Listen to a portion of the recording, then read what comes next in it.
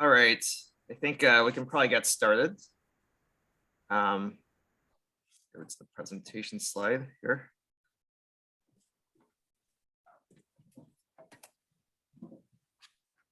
All right, can everyone see the screen?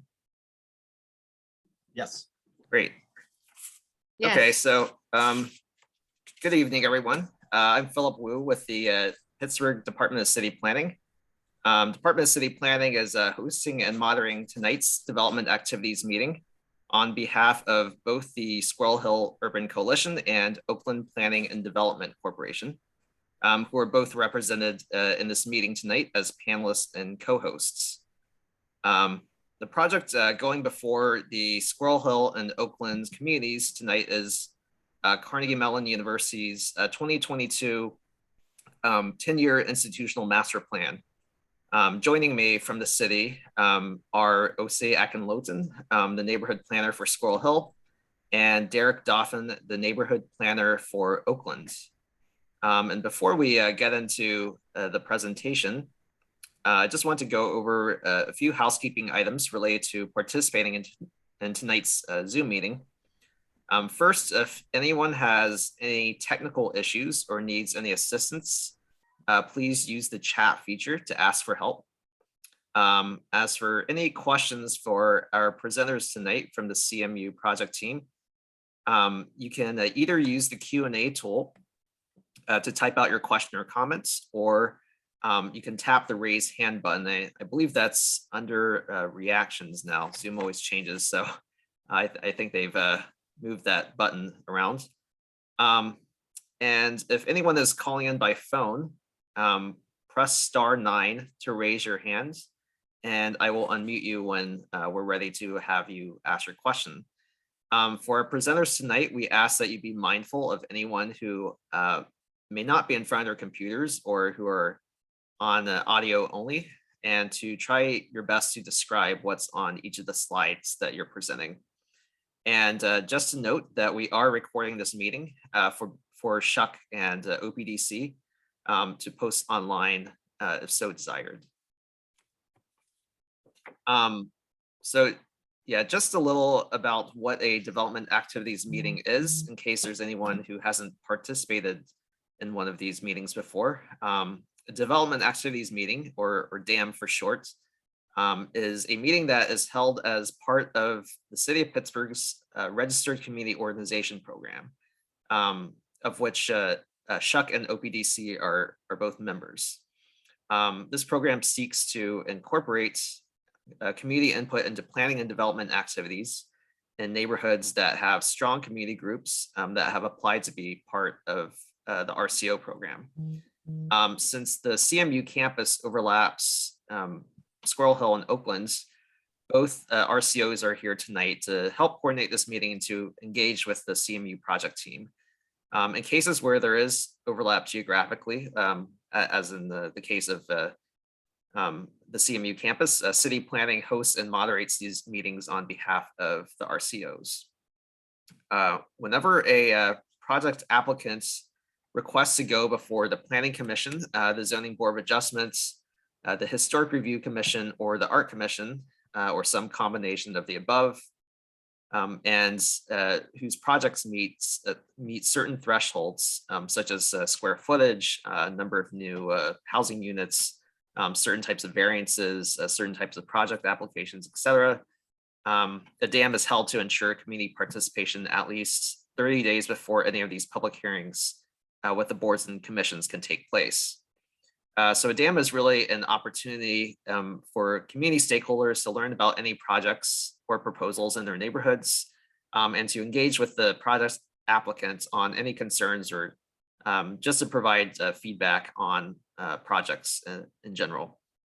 And as I mentioned, we have Osei Akinloten and Derek Dauphin, our neighborhood planners, who will be listening in to the presentation and taking notes on any questions or comments from the panelists and attendees, as well as the answers to the questions provided by the CMU project team. They'll also be taking notes and completing a report that will go to the Planning Commission that documents the proceedings from this meeting. This report does not make any conclusions. It's really just to provide some more context on the community inputs that the Planning Commission can review.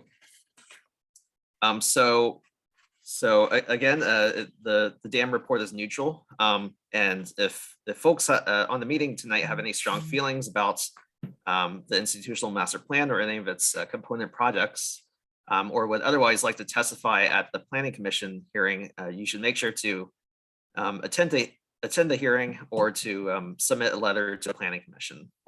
So I think that's all I have on my end at the moment. So I'll give Maria and Wanda of SHUC and OPDC a chance to talk a bit about each of their respective organizations and any prior engagement that they've had with the CMU project team. And I believe Maria is going first here. Thank you, Phil. As a registered community organization, the Squirrel Hill Urban Coalition will act as one of the unbiased hosts for this meeting. Our mission, the Squirrel Hill Urban Coalition gives voice to the hopes and concerns of our residents, institutions, and businesses and visitors, and works to preserve, improve, and celebrate the quality of life in our vibrant urban Squirrel Hill neighborhood. So we've had several community engagements with the Carnegie Mellon. Carnegie Mellon University initially presented an introduction to the 2022 10-year institutional master plan at the Tuesday, March 2nd, Squirrel Hill Urban Coalition Development Activities meeting. Then CMU presented plans for its Health, Wellness, and Athletics Center at the SHUC Development Activities meeting on Tuesday, May 4th, 2021.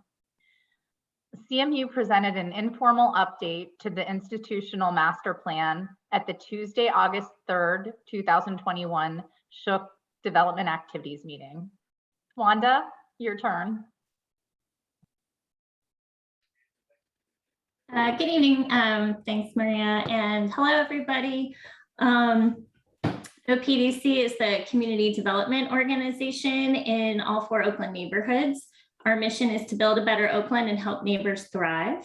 We provide a wide variety of programs, affordable housing, both rental and for sale, community organizing, neighborhood planning, lots of messaging and communications, advocacy, design review, youth mentoring, financial coaching. We operate the Oakland Community Land Trust, which is a tool for ensuring permanent affordability of homeownership houses and, for the Oakland community.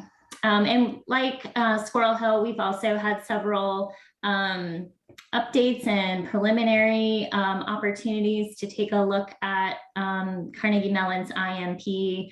And are pretty, have had that kind of overview opportunity prior to this meeting.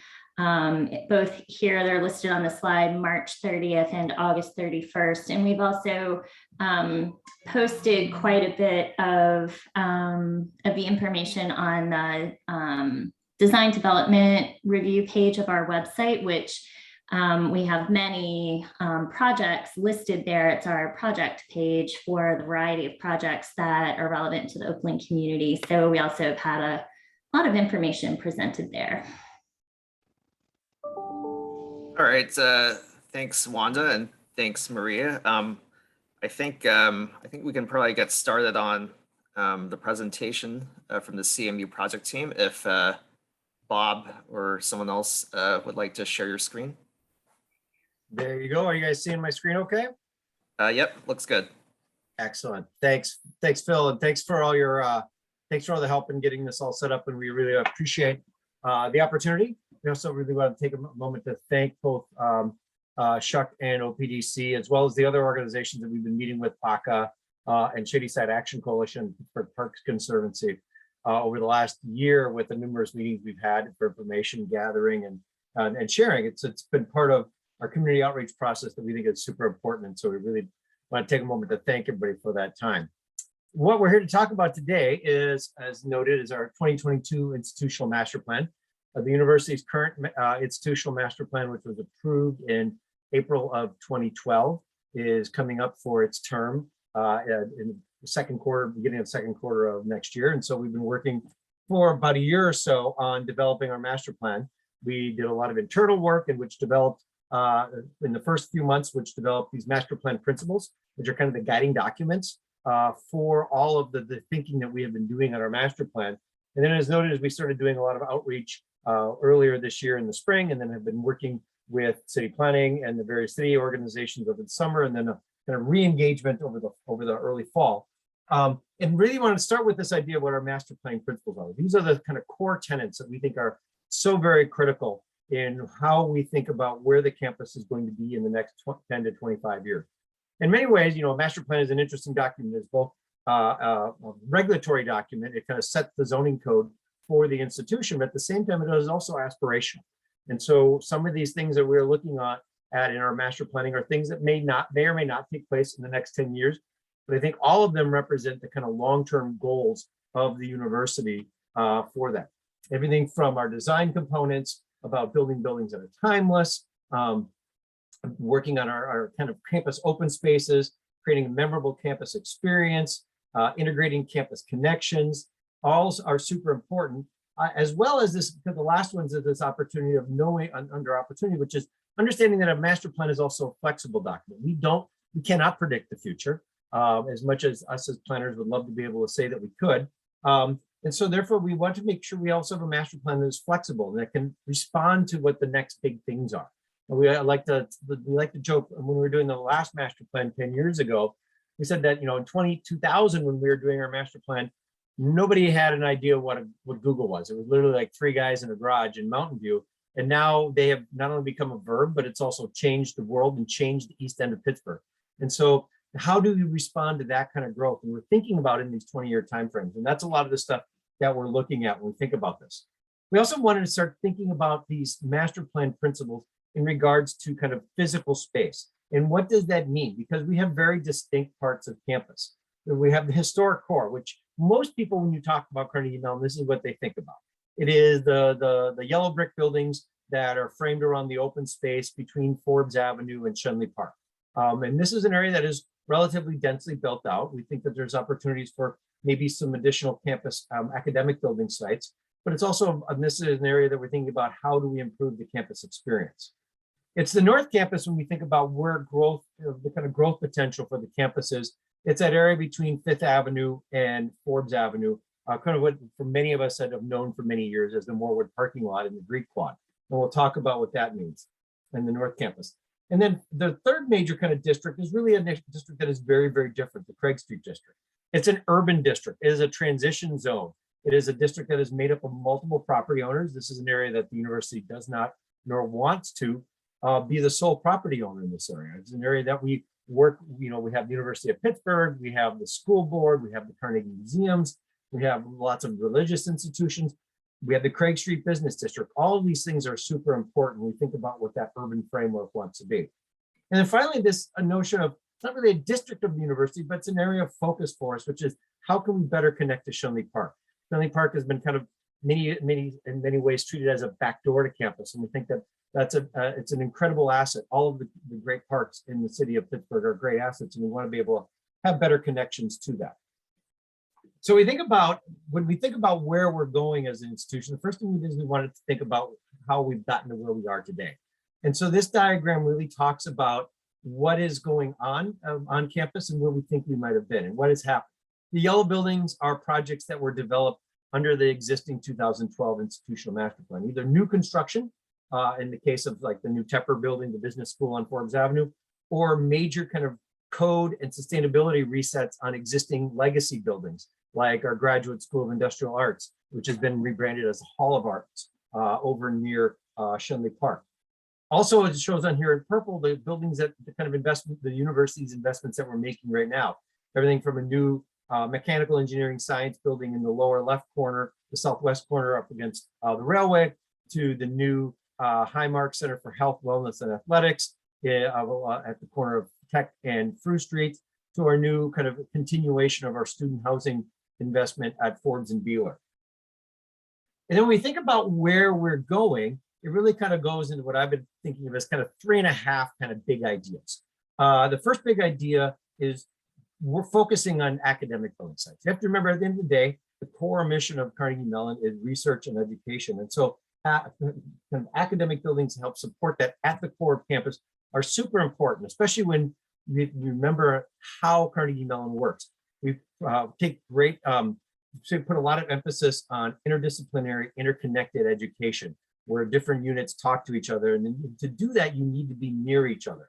And so focusing on developing additional academic building sites in the core of campus, whether they be at the south of Forbes sites for a potential new science building, or it be maybe as a rethink of what the Donner Hall site is, or maybe in the long term, what is the long-term future of both the Warner Hall and Sard Hall site, but also our facilities maintenance site. The second big theme is this idea, what I call those, continuing to kind of double down our interaction or kind of our frontage on Forbes Avenue. For a long time, Carnegie Mellon was a much more kind of inward-looking university. In the last 20, 25 years, the university has kind of come out on the global scene, but also as part of an important part of the city of Pittsburgh and its fabric of the city of Pittsburgh. And rather than turning our back to Forbes Avenue, which we had done for the first 100 years of the university has made deliberate and intentional moves to engage Forbes Avenue as part of the urban fabric of what the university is and for what the city of Pittsburgh is. The third main theme of this new master plan is this idea of continuing the university's housing master plan. The first phase of that is under wrapping up construction over the next year or so with the new building at Forbes and Beeler. We also opened the new building at 5th and Clyde, as well as bought and renovated the 5th level apartment buildings, adding over 600 new beds to university's inventory in a 5-year span. The long-term phase, the next thinking about what the housing master plan is, how can we continue to add beds to the campus, knowing that every bed that is on campus is potentially less beds that are out in the neighborhood, but also it also improves how the undergraduate experience is. You remember I said 3.5. The half idea, but a big idea, maybe it's a less big idea, is some of these infill sites that we're looking at. The infill sites up in the Craig Street area or along the Hollow, and we'll talk about those. This plan view of those same kind of idea shows what we're thinking in a lot of these things. And it's also important because it shows not just this idea of where development sites are, but it also shows this idea of the open spaces that connect them. You know, Carnegie Mellon is a space that, you know, you ask people what they think about the cut in the mall. But we also like to think it's also now about the Tepper Quad. It's about the Peace Garden. It's about the kind of more natural landscape that is surrounding the Gates and Hillman buildings. There's our hilly landscapes around the campus that are important as well as the development sites. I'm not going to plow through each one of these one by one. In fact, what we'll be doing is we'll be sharing these files. Obviously, you can look at them. But I want to talk about not necessarily how big or what we're looking at these sites, but why we're looking at these sites, because that's an important idea. The first site is an idea of an expansion of our facilities group along the railroad. And it's not so much that we need additional facilities maintenance, which we kind of always do, but it's more important to think about number one, allows for us to think about number two on this case, which is the new academic building that would potentially could sit at the site of our existing facilities site. You know, the roads and grounds facility that takes care of campus, you know, if they were moved down along the railroad, that would provide an opportunity for a new academic building in the core of campus. We think about Hamburg Hall. We know that Hamburg Hall, we spent significant time and energy upgrading that building, bringing it up to code a number of years ago, but it's thinking more about not so much Hamburg, but about Smith Hall, the little building that's tucked behind it, and the courtyards that between them. Could we put a glass atrium between there, capture that what now has been kind of a motorcycle bike parking area and capture that as interior space to be used, or maybe even Smith Hall can be expanded and grown up vertically to add additional space in that area. The number 4 is this idea of the Warner Hall and Sire Hall site. And again, we have no specific plans for this site, but I think it's important that we think about what this might be in 25 years. We know that that neither building, Warner nor Side, are particularly efficient buildings when it comes to program or kind of efficiencies of program or efficiencies in energy use. And so we think about what this new idea of a front door to campus be. You know, a building that is embracing Forbes and Moorwood, provides a front door, kind of a first point of contact, if you will, for people that are coming to the campus. And then kind of tucked behind it was this idea of while we're doing that, the little parking lot that supports Warner Hall could be repurposed as a new front door and expansion for the Purnell Center, for the drama school, that allow for not only a kind of front door for the entrance to the theaters, but also as this idea of expansion for the tech shop. When we continue to the east side of the core campus, we know that there's a small building that could be built for support services next to West Wing. We also know, jumping to number 9, there's a small building that's being proposed underneath the legs of Hammerschlag House, kind of filling in the legs that hold up that building as a new, these are both thought of as new student support centers, new student commons. Number 7, Margaret Morrison Carnegie Hall expansion is a site that's been on our master plan for the last 2 cycles, and it's one that we'd like to continue. It hasn't happened yet. We'd like to think it might happen in the not too distant future. When you think about the Donner Hall site next to it, of course, is the big blue residence hall. We think that what the long-term future of that site could be. We think it could be either a combination of housing, but it also could be a combination, maybe some academic uses, and maybe it's more mixed use in there. We're going to talk about that, what that's important about here when we think about from the North Campus. As we move to the North Campus, there's the piece between the new Tepper building and the WQED building, which has been targeted as an expansion for the Tepper building and someday in the future. I'm going to skip the site 12, which is where our current student health center is. That will move over to the new Highmark Center over near the park. And so was there an opportunity to create a new front door to a student function at the corner of Forbes and Moorwood there? Site 11 is what remains of the Moorwood parking lot. And much like the Donner site, it's a site that we want to be flexible, and that what happens there depends on what happens on other sites on campus. Is this a site that could be an academic building, potentially, or could be a residential building as well? But we think the flexibility on how we think about those is what's important, so that we can adapt as we go. And both of those then are also inexorably tied to what is the future of the Greek Quad. The Greek Quad are those series of little fraternity and sorority buildings that are along Forbes Avenue. We think that while Greek life at the Greek Quad is important and will be retained, we think that it could be different in the future. Buildings that maybe are denser. We know that there's about 400 beds in that entire multiple acre site, at about 80 beds per acre in that site. We know that if you go literally across the street over to the Moorwood Gardens building, it's like 250 beds an acre. And so this idea of saying, could we rethink the Greek Quad with density, where we have maybe Greek life buildings on the ground part of buildings, and then maybe through a separate entrance, you go and you have more traditional student housing on the upper floors, like apartments and suites and dormitories. And we think that this complex of these buildings here, number 13, 14, and 15, would really give us that opportunity to continue to house beds on campus. And theoretically, if we did enough beds at this, that might mean that the Donner site and or the Moorwood parking lot site could be rethought of as an academic building. That's super important when we think about long-term research and education. And then finally, moving to the South Craig area, this is an area that we think, again, it's much more about infill. The Shirley Apartments is a building that we'd look to do major renovation to, and maybe change its use from student housing to more student or to more office function. The residents, the existing property where Whitfield Hall is up along North Craig Street, technically isn't in the EMI zone. It's actually, but it's within the 1,000 feet of our EMI zoning district. And so we included it here because we thought it was important because of that closeness to campus. But it's a site that is zoned residential multi-unit. And this is what's being shown here as residence apartments is something that could be built as of right. We wanted to make sure indicate that we're putting like all the ideas on the table. The Mellon Institute is a small addition. We think that might happen. We don't even know how we do this yet, but the notion is that most people entering into the Mellon Institute don't enter off of the Belfield entrance. They enter through the loading dock off of Winthrop Street. And there's an opportunity to maybe rethink what that entry sequence is off of Winthrop and through the loading dock. And then finally, the last two are continuations from the previous master plan. These are both sites that were in the last master plan and are in this one again. A site that would be of a companion building to the recently opened TCS Hall on the north side of Forbes Avenue, and the idea of a new science building that would sit on the south side of Forbes Avenue that would also potentially provide connections both physically, but also more psychologically to the heart of campus with Craig Street. And the idea on a lot of these, the theme is not just about the buildings, but it's also about how does the campus experience work.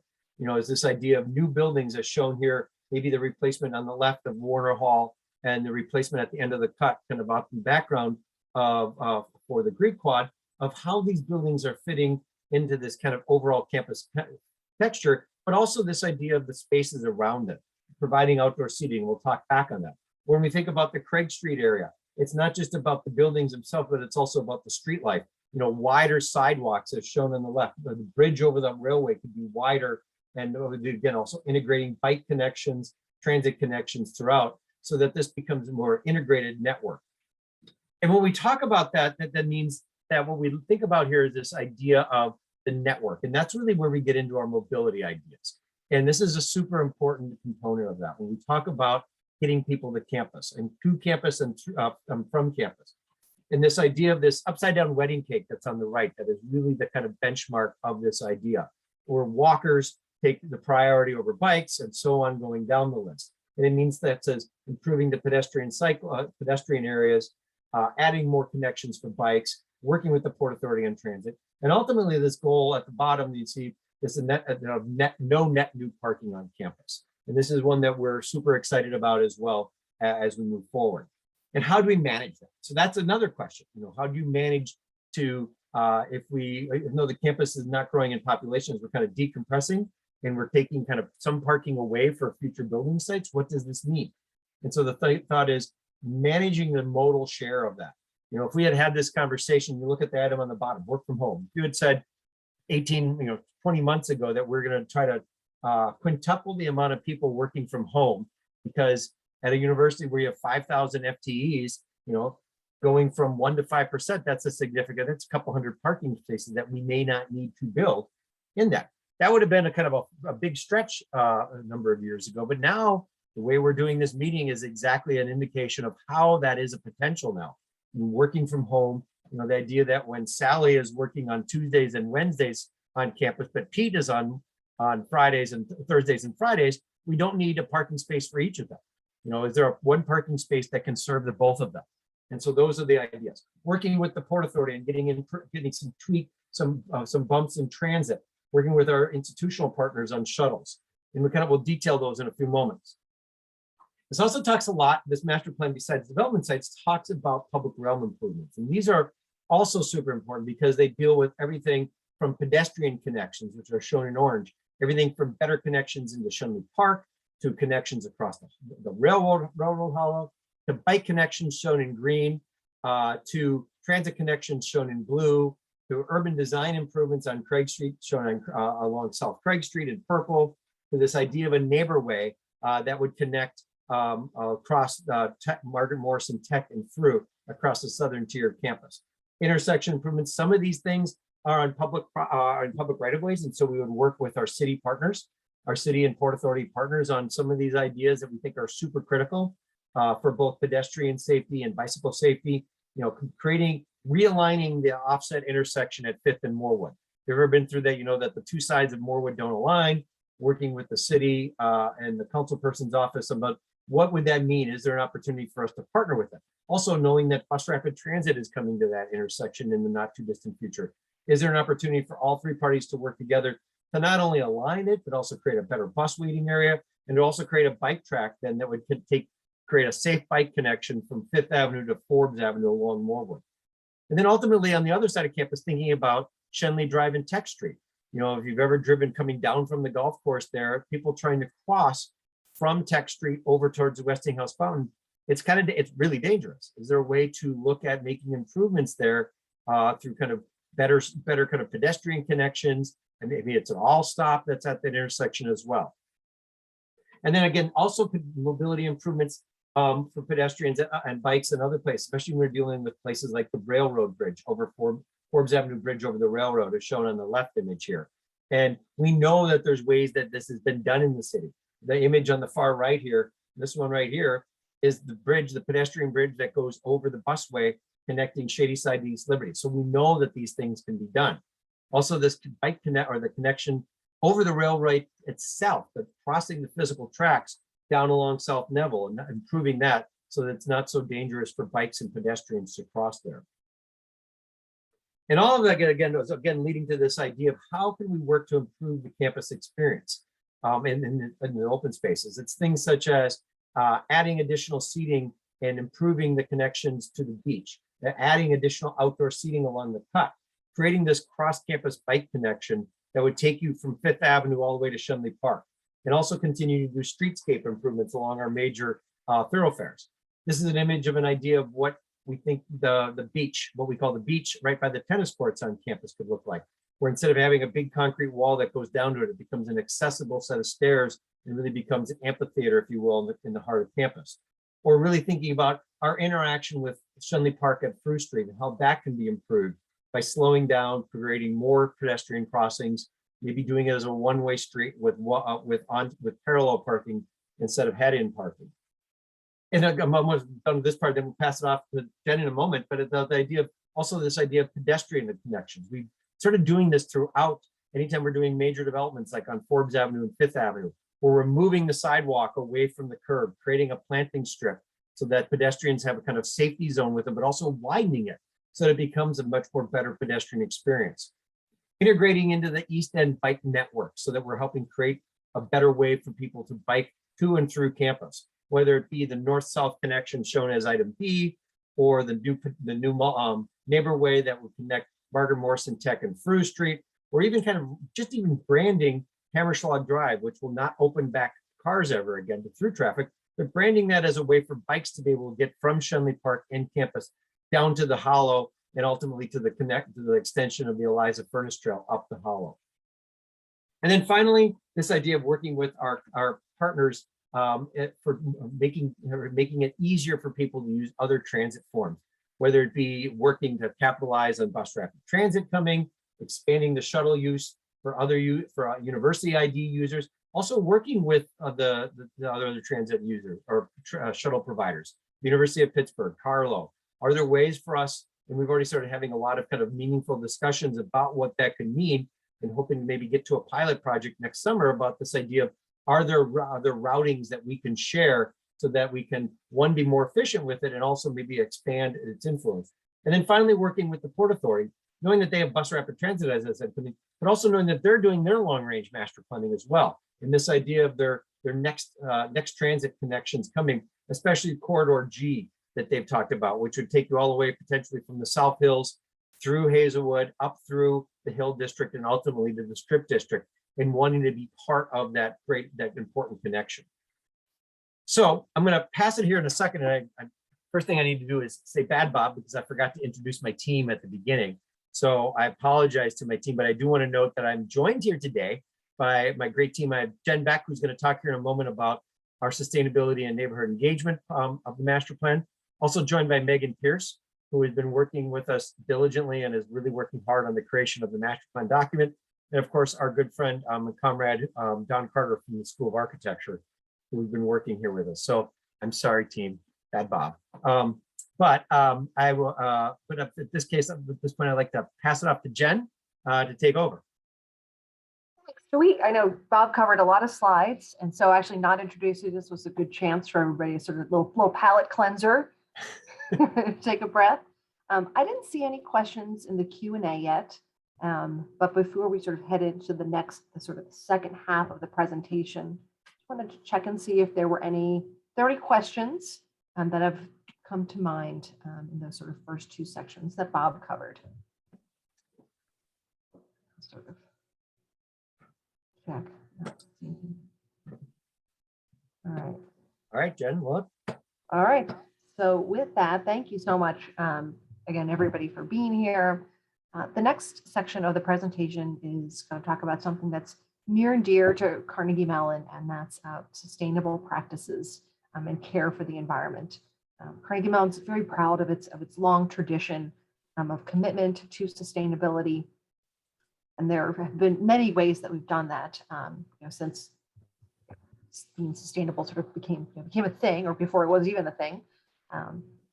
Commitment to the United Nations Sustainable Development Goals is something that we supported early when those were first revealed. We were the first university to complete a voluntary review of how we were doing with those goals, and we continue to pursue fulfillment of those goals through full-time staff that are constantly seeking out ways that Carnegie Mellon can do better and ways that we are fulfilling those goals presently.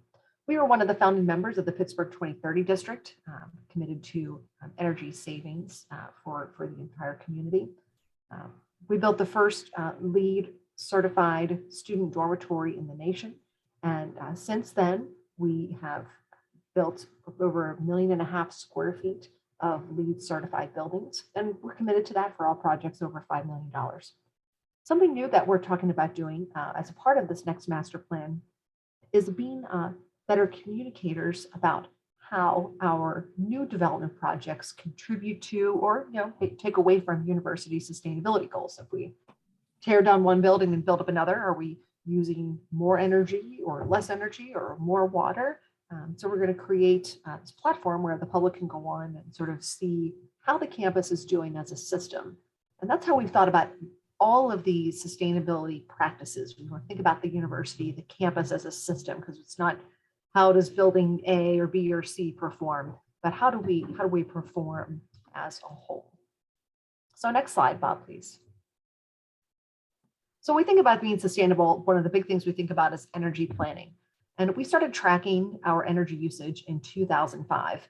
And year after year after year, we have reduced the amount of energy that the university uses. And while that's all fine and good, we've also done that while significantly increasing our population and our square footage.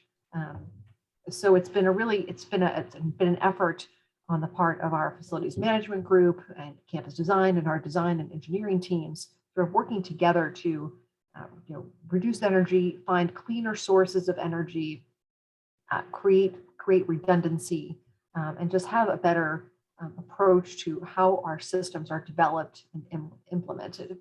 Next slide, Bob.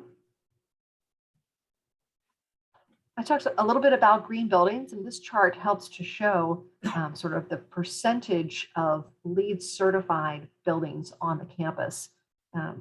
We've built about 1.5 million square feet since our last master plan, and you could think about all of that having been LEED certified.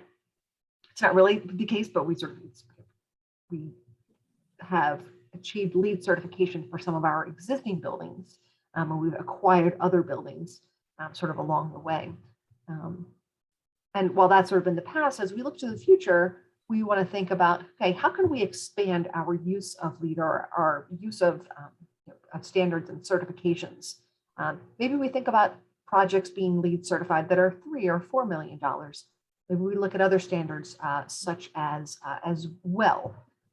So there are a lot of ways that we can do things differently in the next 10 to 25 years, but we're definitely committed to integrating green practices into campus design for new buildings and for renovations. Next slide, please. So living in Pittsburgh, we all know that stormwater is something that we have to deal with, even though it's been a great fall. It's been a beautiful autumn. We had a lot of stormwater at the end of August that we had to deal with. And we know that those times will come and go throughout the year. So it's important that we take a multifaceted approach to dealing with stormwater. Not just the stormwater that falls directly on our campus property, but the stormwater that comes to our property. And we have dealt with this in numerous ways. Stormwater retention, like we did on the historic mall, the use of green roofs, rain gardens, retention within buildings. In all of our development projects, we look for ways to better manage the stormwater that's coming to our sites. And we're required to do that, but we also know that it's part of being sustainable and also being a good community partner to help properly manage the stormwater. Next slide, Bob. Trees are another sort of, we all love trees. Trees are great. We could spend, we could have a whole presentation about how we would want to deal with trees on our campus. But one new thing that we're committed to over the next course of this master plan will be to replace 100% of trees that are removed as a part of development project. So if we have to take out 100 inches of caliper of tree for a development project, we would put back 110 inches. And if we couldn't do that on the actual site where the development was occurring, we are crafting a plan right now to help us understand what locations on the campus would be appropriate to put the trees back. So again, thinking about the campus as a system. Are the trees going on the hillside above the Forbes and Beeler dormitory? Are they helping to complete the mall master plan? We think that there are a couple of different things that we can do to help achieve that 110% removal. And tree canopy replacement is also going to help with air quality and stormwater management. And they're pretty. Next slide. Thanks. So Bob has talked about the connection to Shenley Park as kind of our fourth neighborhood. You know, when Carnegie Mellon was first founded, its address was Shenley Park. The front door was Shenley Park. And so reestablishing and re-emphasizing that connection is something that we think is really valuable and important. It's valuable for our students, for our campus community, as well as for the Pittsburgh community at large. And so celebrating that connection and enhancing it, whether it's, as Bob said, through making through a one-way street with parallel parking on both sides, to improved pedestrian crossings, to new paths, again, done in partnership with the Pittsburgh Parks Conservancy, who we've met with monthly to talk about how we can support each other, support each other's goals. Next slide, Bob. So these are some views sort of looking back from Shenley Park into, or looking back from Shenley Park into the campus, or sort of walking down the cut and past the mall, and looking up into this beautiful expanse of Shenley Park, which right now is kind of an overgrown hillside with lots of volunteer trees. And we think that that we can improve it for the benefit of our campus community as well as the city at large. Next slide, Bob. Okay, so the last section of the presentation has to do with neighborhood enhancement. Carnegie Mellon, we feel very fortunate to be among three diverse, fantastically different neighborhoods of Oakland, Shadyside, and Squirrel Hill, all unique, all offering just great things to their residents and to the city. So we have sort of a five-pronged strategy for how we think that we can enhance the experience for our neighbors being next to Carnegie Mellon. Next slide, Bob. So the first is to manage the impact on our neighbors. The fulfillment of our housing master plan, getting students maybe out of private rental housing and back onto our campus is one important thing we can do to improve neighborhood conditions.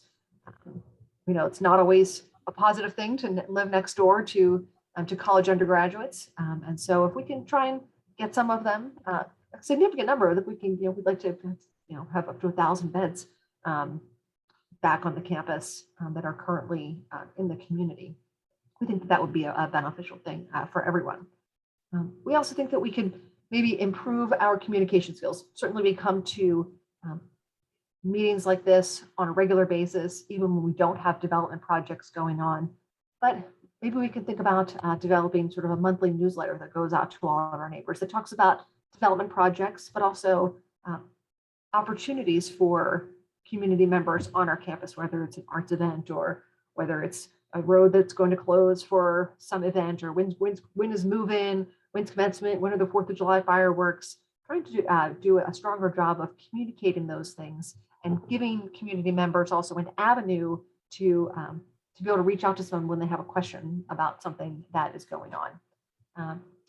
Talked earlier about the sustainability dashboard so that our neighbors can understand how what we're doing is beneficial to the environment. Also communicating about our great public art that we have. The last thing is sort of to zone what we own. We have acquired some properties since the last master plan, a couple on Forbes Avenue and a couple on Fifth Neville Apartments, and some on Devonshire, sort of behind the Munch House. And so folding those into the EMI district allows those properties to sort of be under the same sort of jurisdiction as the campus whole. I'll note there are no developments. We can go back to the overall development side, but there aren't any development planned for these for this section, for the areas that are highlighted in blue on this map, about sort of areas that we're requesting to rezone. Next slide. So reaching out into the community, making connections is, we need to sort of leave our campus, leave our ivory tower, and sort of go out and be out in the community. And we are already doing that in a lot of different ways. We have more than 40 student-run organizations that have a primary purpose of community service through our SLICE group. Student Leadership Involvement and Community Engagement is what SLICE stands for. Education, sort of our mission has always been education, but it's not just about college students. We have a preschool and a kindergarten on our campus. Our faculty goes out and does K-12 direct instruction sort of in the classrooms, as well as preparing and providing free materials for use by K-12 instructors. Sort of like pre-pandemic, we did have the pre-college program, and we're hoping that comes back. And then for after college, we have the Osher Lifelong Learning Institute. In addition, our 7 colleges, each of them have service learning courses where the primary purpose of the course is to put students out in Pittsburgh communities, work with community members to sort of understand a particular problem or particular challenge and try and come up with solutions. Arts and culture has been a part of Carnegie Mellon since its founding. And through our College of Fine Arts, there is lots of outreach into grade schools and elementary schools and high schools to share music and drama and architecture. It's definitely a priority for those groups to share their experience and help draw those opportunities out for younger people. Next slide, Bob. So we want to reach out to the community, but we also want the community to know that you are welcome to come in. A lot of our public realm projects are meant sort of not to benefit just the community, but or not just the campus community, but our neighbors as well. Whether it's improved paths, outdoor seating, walking through the campus. But we also have some facility experiences and events that we hope the community would come and enjoy, whether it's concerts or recitals or dramatic productions, whether it's using the walking track at Gesling Stadium, or whether it's biking through our campus to get to Shenley Park as opposed to sort of staying on public city streets, whether it's enjoying our public art, which we want to do a better job of communicating, sort of what the art is and who made it, and developing an online guide to help folks enjoy that. We have a lot of events like Spring Carnival and Homecoming. We've got sporting events. So we hope that and while we think that these amenities are all open to everyone, again, doing a better job of communicating that to the community is an important component moving forward from this master plan that maybe we haven't done a good job of previously. Next slide, Bob. So Craig Street is an important, it's a district sort of for our campus. Part of what makes Carnegie Mellon great is that we have this great college street in Craig Street. But maybe it needs a little help, and we think we can offer some technical and financial assistance, to that. Looking at sort of the images that are at the bottom of the slide, maybe rethinking how the intersections are designed. Maybe we do some, apply some cooler, unique paving treatments, which is great. Not just because it's interesting, it makes it sort of a fun place to be, but can also help for mobility for people who are, have low vision, to sort of better understand where to cross the street. Thinking about more outdoor seating, whether it's along the sidewalks or whether it's in rear courtyards, whether it's taking a parking space or two and turning those into parking areas. Whether it's in developments that in our buildings that are on Craig Street, creating a better sidewalk experience, more windows, more openings, more, public art. And then also thinking about, improving, making landscape improvements that are beautiful and help with air quality, but also help with stormwater management. Next slide, Bob. The fifth thing is having a positive economic impact on the region. And so this slide is from we have a whole website on regional impact. Offers this information in some more detail, which you can go look at. Thanks, Megan. Of course, we have close to 20,000 jobs, statewide. So everybody who works for the university pays taxes, but also the work that we do helps to generate additional businesses, which hire people and pay taxes. Sort of our alumni go out and have a sort of, we would say that's an alumni wage premium, so they would pay higher taxes for those part than if they hadn't gone to Carnegie Mellon. And so all that combined, it's over a $3 billion economic impact across the Commonwealth. And we're not done yet. As Bob said, we're not growing maybe as fast as we have grown over the last 10 years, but we're committed to being a contributing member of the community financially, as well as with the other efforts that were described previously. All right, next slide, please. There we go. We've done a great bit of outreach. I think every time I start counting, looking back through my calendar, I try to count the number of meetings. I get distracted and I lose track, but it might be close to 70 or 80 meetings that we've had on campus and with various groups across the Pittsburgh community. If you're a member of another group outside of whoever you're here, maybe here representing, that you think would like to hear more about this master plan, whether it's a particular section of the master plan or a particular facet, Bob and Don and Megan and I are happy to talk to anybody who's willing to listen. We know it's a lot to take in. Next slide, please. Oh, so here you can see where we're at with our schedule. So we're looking to go to Planning Commission sometime later this year. We're getting close with our document, and having this development activities meeting, is an important step in that. We appreciate you all being here. Next slide.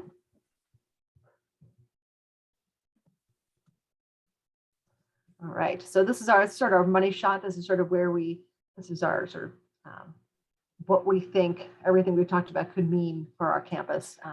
What this campus might look like, in 10 or 20 or 25 years. Of course, we're going to answer all the questions that have come up in the chat. We encourage everyone to look at our website and the addresses on the page here. And if you have questions that you think of once this meeting is concluded, as Megan has said, please email us. We set up this email address a couple of months ago, and we've only gotten like one email.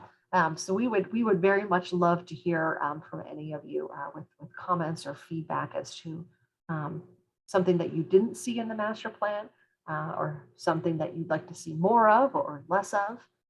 So there is no bad feedback. And so with that, I think we can turn it back over to our moderators for Q&A. Bob, I don't know if that's still us. I don't know. Phil, how would you like us to proceed on that? Yeah, I can read off the questions, and either the two of you can answer the ones that are relevant to each of your areas. So I think we can start at the top. Mary Shaw has a question about parking. Does no net new parking mean we will maintain the same ratio of parking to campus headcount as headcount grows, or does it mean the same number of spaces as we have now? If I recall correctly, Frueh Street is city, not CMU. How do city parking spaces figure into the analysis? So great questions, Mary, and I'll maybe take a first run at it. And the net new parking, it is a hard number. It's based off of number of spaces. Mary, that we're looking at is kind of holding the line with about the 3,300 spaces that we have, and holding that line, rather than kind of basing it on a ratio. We know that campus has kind of, as Jen noted, had gone, and we talked about earlier this spring, we talked to a lot of you, had gone through over the previous 20 years a kind of growth cycle, especially in regards to graduate students. We also know that that has slowed, and that it's really kind of intended to slow. We're kind of where the university leadership is kind of where we are at the place where we want to be right now in terms of student population. So that's kind of a settling out of that. So that's the first. We also, yes, it is, Bruce Street is indeed a city street.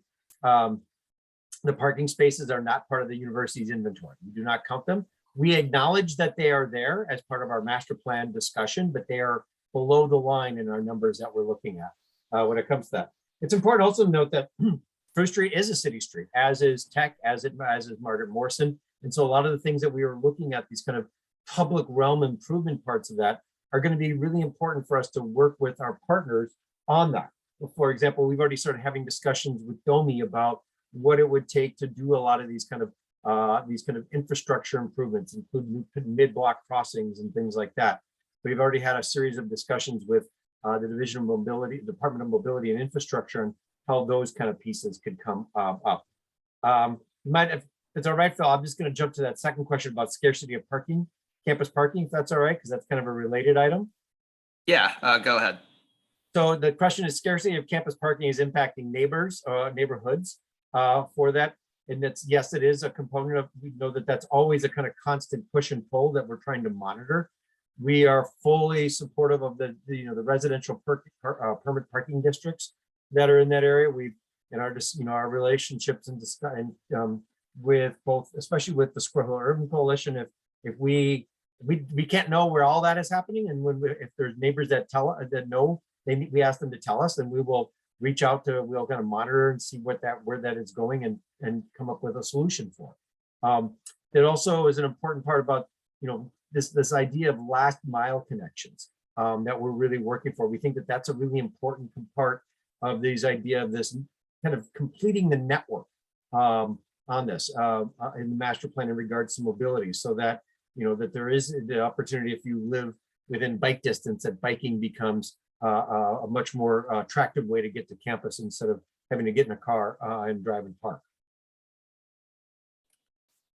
Mary actually touched on that, saying that she would like to see more analysis of connections between campus bicycle connections and the improvements planned by Move Forward's PGH, especially Morewood and Fifth. And then a follow-up, she says, sounds like you're planning net loss of parking on Frew and Craig. Is that accurate? We don't know for Craig Street yet, because we haven't really looked.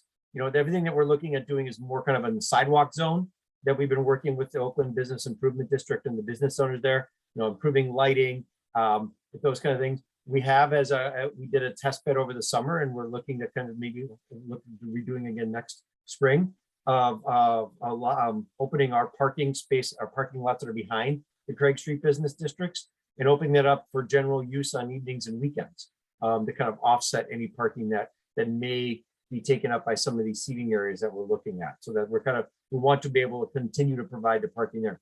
The Frew Street area, that's an item that we talked about. It's kind of a push and pull of, does it mean that do you lose 10 to 10 couple handfuls of spaces, but to make it a better engagement for pedestrians and bikes? Those are the things that we're weighing with the city. When we talked with DOMI and with the mayor's office about these ideas, a lot of the discussions are coming up about, okay, well, let's figure out what is the cost benefit analysis in regards to improvements.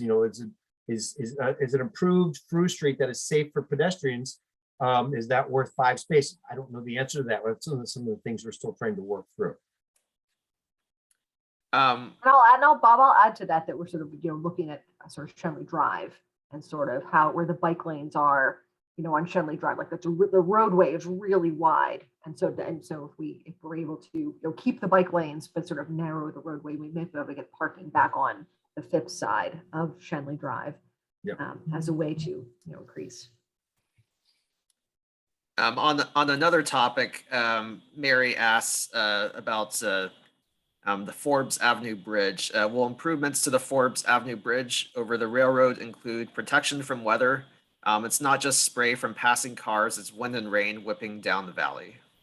Yeah, I think, Mary, a lot of that's going to depend on, I would say yes, we'd love to see whether it be solar shading over the bridge on the pedestrian walkways. So in the warm summer, also for winds, a lot of that is going to have to do with the load capacity for the bridge as well. The bridge structure itself is in good condition. So it's a matter of what kind of things we can hang on that bridge.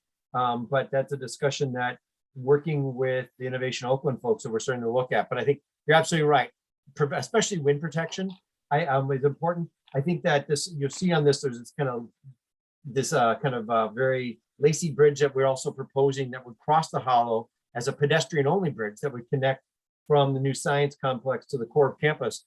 And we think that would definitely include weather protection on that one. So that's going to be a long span, and a long kind of narrow kind of highway oriented bridge is not the right answer for that bridge there. The other questions we have in the chat are related to trees. So I think this is probably for Jennifer. First one is from Marty. Inch by inch replacement is good, but since it is the older trees that work hard for our environment, will you have as a priority saving old trees where possible?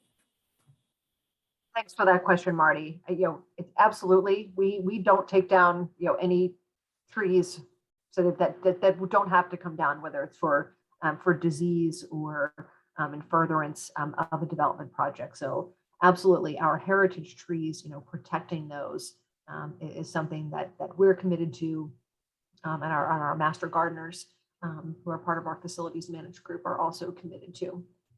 And then,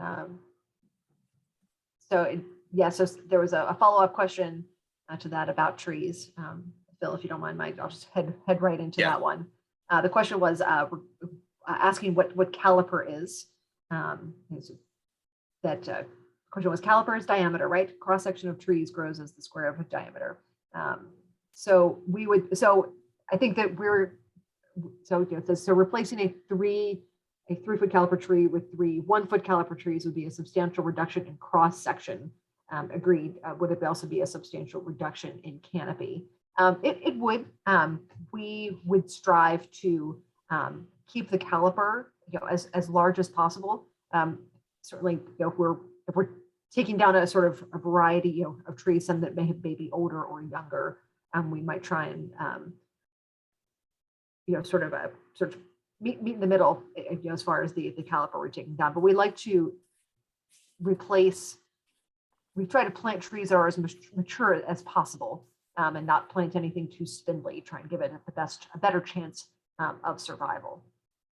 And if I may, Jen, just to build off of that, yeah, thanks. As Jen noted earlier, a lot of this is thinking about trees as part of the overall canopy as a system. I think that's why the question is really good, Marty, because it's really a two-part component to that. One is, where does the tree canopy system need to be now in regards to if a tree is sick or needs to come down, or if it needs to be relocated as part of a development or something like that, where do we need to input canopy now? But then also thinking about it, where do we want it in 20 years?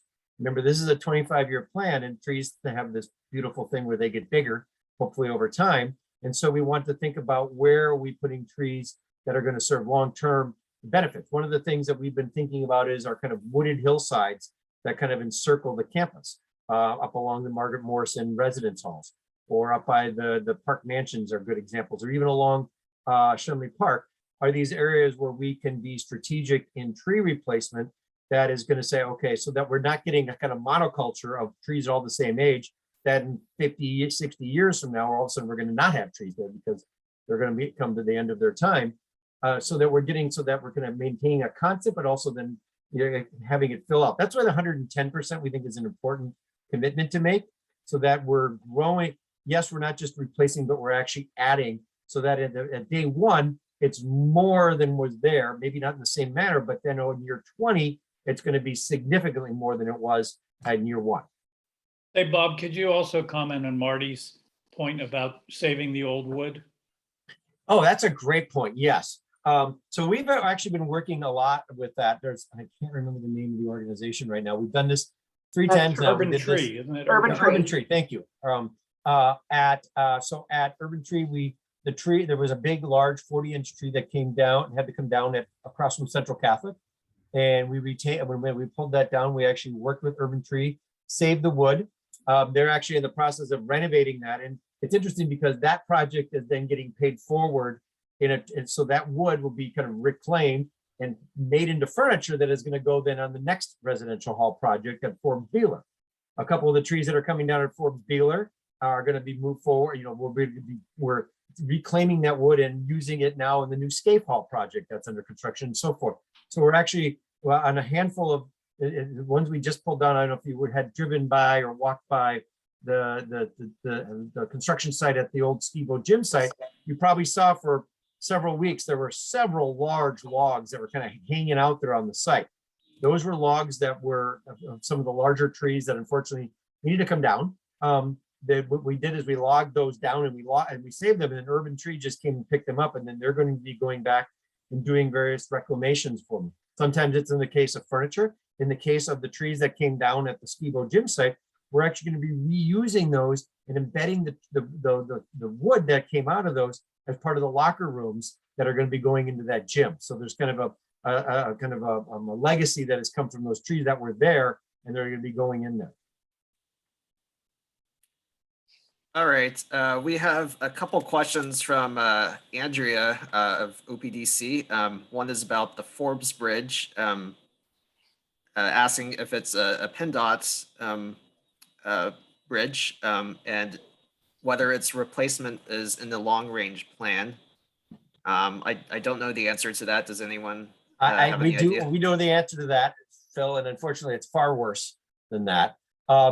So the bridge, the Forbes Avenue Bridge over the railroad, is actually a city-owned bridge. It is owned by the city of Pittsburgh. PennDOT owns the drive or the roadway over that bridge. And so that's complicated. And if that's not complicated enough, of course, it goes over a railroad, which we all know how much fun they can be to work with. And so it is a very complicated system that is there, a relationship that is there. We've also looked at it, and we've worked with Domi and Public Works to kind of look at the structural component of the bridge is actually not very old. It was rebuilt in the 80s. So the steel structure is in good shape. It's maybe some of the decking and things like that that maybe needed to be replaced in the next 10 to 20 years. And we'd like to use that and focus working with the city and with PennDOT and with the railroads maybe as well on how we can use those as opportunities for widening those sidewalks across that bridge. We think, however, that being said, we think that there are some immediate short-term things that we can do that are not necessitated by rebuilding the bridge. We think that now on that bridge, if I can jump back, hold on, I can jump back a bit. On that bridge, there's those jersey barriers along between the walkway and they're right there along the walkway and the roadway. Those jersey barriers were built there when it was a 4-lane road. Now we have a 3-lane road with a bike path or bike trail or bike lane right next to it. Can we talk about taking out that jersey barrier and grabbing 18 extra inches of sidewalk along it? That's something that can be done without having to rethink about rebuilding the bridge. And the second one is, can we talk about pulling down the prison fencing and putting up decorative fencing? Again, that's something that doesn't necessitate a restructuring, a rebuilding the bridge to have happen. And so we're looking at this, Andrea, in both a short term, what are the kind of quick wins that we can do to make that space better? Because trust me, we are hearing about it regularly from our constituents on campus, but also then thinking about what the long-term ideal state is.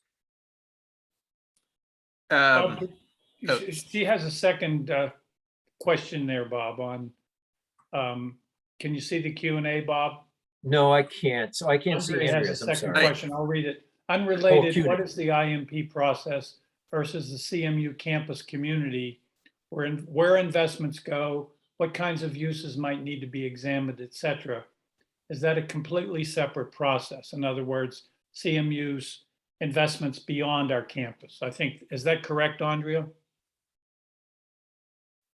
Andrea, I promote you to a panelist, so if you'd like to speak more about your question, you're able to do so.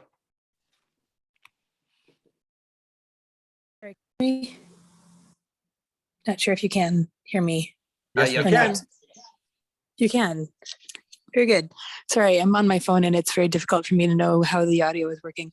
Thank you very much for the promotion to panelist. I do appreciate that. No, the question that I had was, is there a separate process in terms of CMU's communication with its own campus community about, the 10-year plan for the school's development? I mean, I'm sure that there are questions that people who are, members of the CMU faculty, students, and staff would have about, uses of the existing buildings and what kinds of changes or investments might happen there. And I was just curious to know if that was going to be part of the IMP process or is that separate?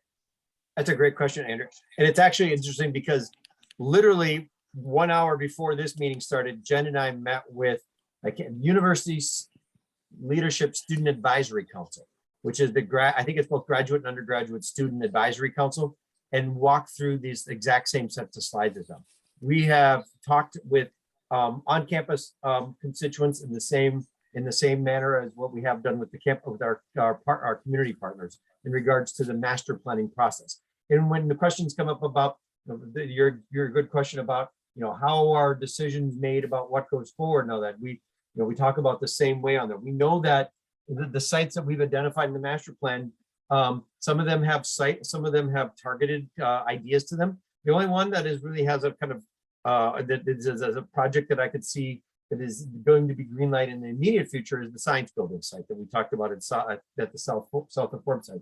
The rest of the sites, the housing pieces, et cetera, were sites that we worked with the Division of Student Affairs on developing ideas for, and then did outreach with those groups as well as with the community. So it's that we don't see a difference in what we're talking. There's no difference in what we're talking about with the community and what we're talking about with the campus community. We see them as the same. Bob, she's also asked a question about Neville, and can you see on the chat? Hold on, let's see in the chat. Is this in the chat or is this in the? It's on the There we chat. go. It's in the chat. Construction in the hollow.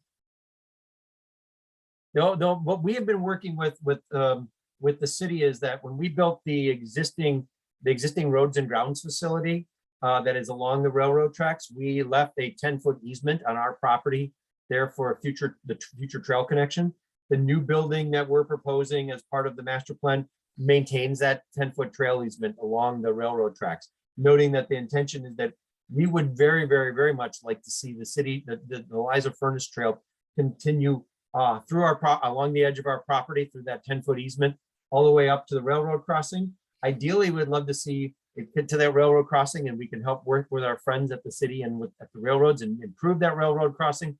And then if you consider further up with University rebuilt on both ours and Central Catholic's property, or actually not rebuilt, built new sidewalk along the eastern edge of Neville.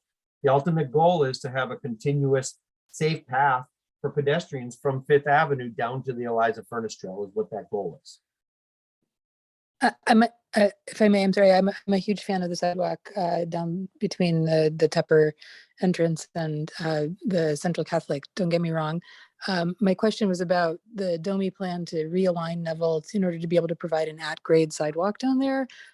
Because the easement as it is right now obviously doesn't connect to anything, but the expectation was that even if a connection could be made, that people would tend not to use it and would tend instead to use the roadbed itself. So there was in the last iteration of the Mount Oakland Connector project, DOMI had figured out that it was possible, in fact, actually to realign the roadbed in order to be able to accommodate an at-grade sidewalk that would hug the roadbed itself. And so I was just curious to know if that had been a conversation that DOMI had had with you, and if so, was that going to change in any way any of CMU's plans for construction down there? It actually, Andrea, does. So our discussions with DOMI have said that they are looking to realign. Our understanding is that they are looking to realign Neville only in the area of the new Duquesne Light substation that's down there. What they've asked is what they're looking at, and from what our understanding is, they've had discussions with us about is then the idea for the walkway would then cross Neville and go up onto our property and use that 10-foot easement to get across. From what they've told us is that there is not room down along the upper part of South Neville when you first come down off the railroad crossing, down from the railroad crossing down to about where the boiler, the Bellafield boiler is, that there's not room for an at-grade sidewalk there, which is why they're looking at putting it up on the site up above. Regardless of whether they do it along South Neville itself or along our easement or both, our developments that we're proposing in there would only be on our property, obviously. So that would be the first piece. So whatever they're doing within the right of way would not affect our property, and any proposals we would do would be built on that property. And it doesn't change our commitment to keep that 10-foot easement for the trail there. All right, I don't see any other questions in the chat or the Q&A. Does anyone have further questions? You can, if you're a panelist, you can unmute yourself if you'd like to speak, or if you're an attendee, feel free to raise your hand.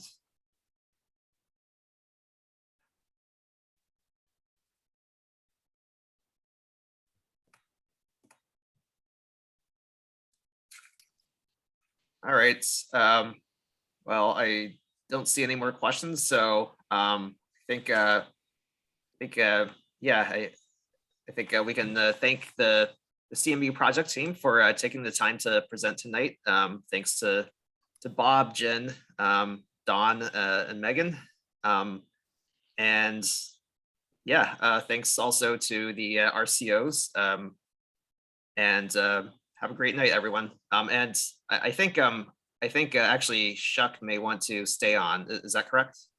For Jose, can you confirm? Or Maria? I don't think we had any other agenda items. Okay. No. All right. If I may, Phil, I'd Yeah. also thank you all of us, but really at the end of the day, thank you for setting this all up and moderating. This is you've done the Herculean task here, so thank you. And you did a bang up job. Thank you. Yes, thank you to both the city and to the Carnegie Mellon planning team. Yes, Thanks, thank Marcia. you. Very good. Yes, thank you. Thanks all. Thank you, Have a great everybody. night. Great. Have a good night. Have a great night, everyone. Bye-bye. Bye-bye. Good night. Bye-bye.